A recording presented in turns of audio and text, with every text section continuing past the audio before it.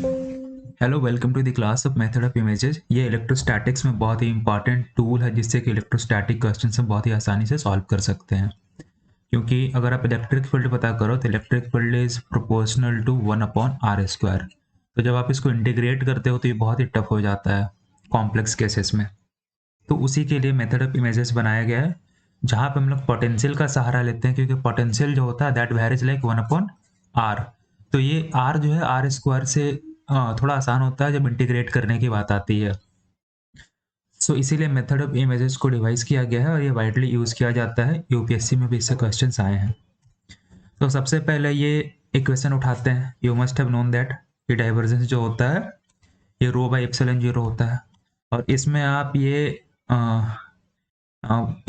ये electric field और potential का रिलेशन जो है आप यहाँ पे डाल दो, तो जो रिजल्ट आएगा ये आ जाएगा।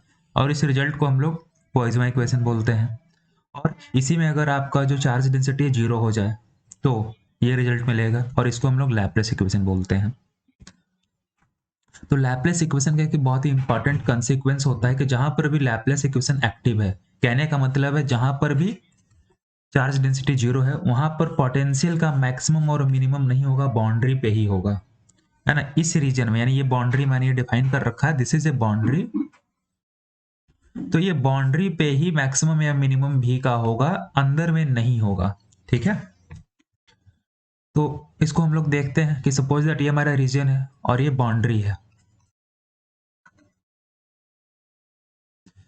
और अंदर में जो चार्ज डेंसिटी है वो 0 है। लेकिन फॉर सेक ऑफ प्रूफ हम लोग मानते हैं कि ये जो पॉइंट हमारा रेड वाला है, यहाँ पर आप एज्यूम करो कि ये मैक्सिमम पोटेंशियल का पॉइंट है, यहाँ पर पोटेंशियल सबसे ज़्यादा है। तो इसका इम्प्लीकेशन क्या है कि इलेक्ट्रिक फील्ड यहाँ से डाइवर्ज आउट करेगा, क्योंकि पोटेंशियल सबसे ज़्यादा यहाँ पर है, तो इलेक्ट्रिक फील्ड यहाँ से डाइवर्ज आउट करेगा। और इलेक्ट्रिक फील्ड अगर डाइवर्ज आउट करेगा तो यहाँ पर चार्ज होना चाहिए। और इनिशियल हमारा कंडीशन था कि चार्ज जो है नहीं है, इसका मतलब हमारा कॉन्ट्रडिक्शन गलत हो गया। ये पोजीशन पॉइंट जो है मैक्सिमम पोटेंशियल का हो ही नहीं सकता है। इसीलिए जो भी मैक्सिमम या मिनिमम या जो भी एक्सट्रीमम पोटेंशियल जो होता है वो हमेशा बाउंड्री पे ही होता है, किसी भी रीजन के अंदर में नहीं होता है। So we can't have maximum और minimum potential in the region where this equation is working out, okay, as of now. तो यहाँ पे चार्ज डिस्ट्रीब्यूशन का 3 केस हम देख सकते हैं। पहला केस होगा कि पोटेंशियल सरफेस पे आपका 0 दिया हुआ है, ठीक है, और अंदर में चार्ज डेंसिटी जो है वो भी 0 है। ये केस 1 है, and this is the boundary और सरफेस। इसको बाउंड्री क्यों बोल रहे हैं? क्योंकि यहाँ पे पोटेंशियल में पहले से पता है दैट इज 0। केस 2 क्या है कि इस बार पोटेंशियल आपका V0 हो गया, एक अलग फंक्शन आ गया V0 जो कि R का फंक्शन है, ऑब्वियस सी बात है, वी नो दैट। और अंदर में चार्ज डेंसिटी अभी भी 0, ये केस 2 है। और केस 3 क्या है कि अंदर में इस बार चार्ज डेंसिटी जो है रो जो है R का फंक्शन है, और बाहर में जो पोटेंशियल है सरफेस पे V0 R ही है। ये 3 केसेस हैं। तो पहले केस में इनसाइड में जो भी V होगा ये हम लोगों ने देख रखा है कि 0 होगा, क्योंकि यहाँ पर Laplace equation is working like this, okay. और जो भी मैक्सिमम है बाउंड्री पे ही होगा, और मैक्सिमम तो 0 है ना, तो अंदर में भी 0 ही होना पड़ेगा। उससे मैक्सिमम से ज्यादा तो आपकी पोटेंशियल हो नहीं सकती। केस 2 में क्या है कि बोलता है कि V इनसाइड चाहे जो भी हो, लेकिन वो एक ही फंक्शन होगा, सिंगल फंक्शन जो होगा पोटेंशियल को डिफाइन करेगा। 2 फंक्शन नहीं हो सकते, यूनिक फंक्शन होगा, सिंगल फंक्शन होगा। केस 3 में भी सेम बात है। तो चलो केस 3 चूंकि सबसे सीनियर होता है, सबको कवर कर सकता है, हम लोग केस 3 को प्रूव करने की कोशिश करते हैं, कॉपी पेस्ट करते हैं। केस 3 यहाँ पे आ गया।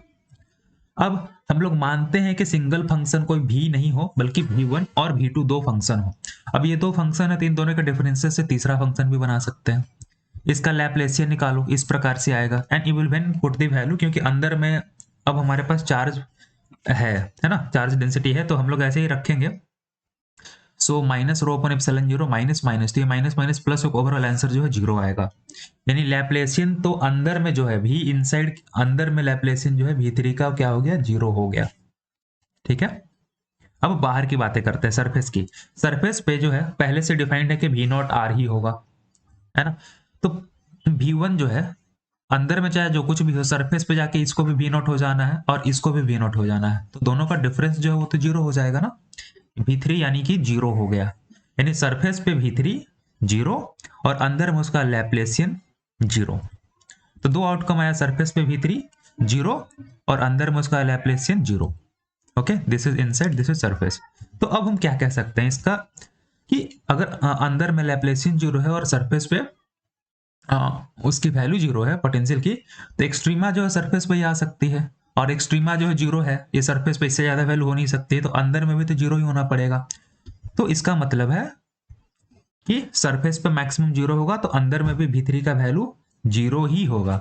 और V3 का जो वैल्यू हम लोगों ने डिफाइन किया था V1 माइनस V2, तो V1 माइनस V2 भी जीरो हो गया। ओके, और V1 माइनस V2 जैसे ही जीरो हुआ तो इससे क्या हुआ, V1 जो है V2 के बराबर आ गया, यानी दोनों फंक्शन सेम हो गए, यानी फंक्शंस जो है हमेशा ही यूनिक होंगे।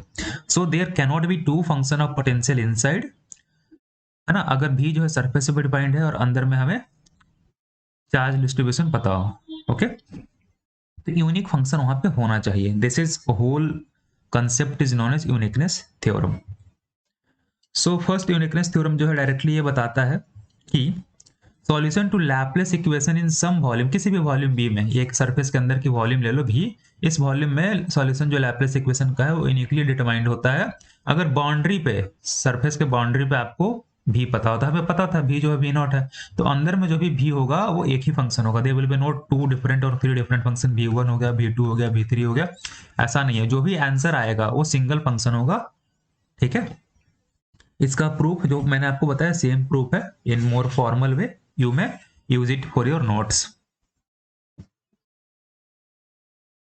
सो अभी तक के लिए इतना ही, फिर मिलते हैं नेक्स्ट क्लास में।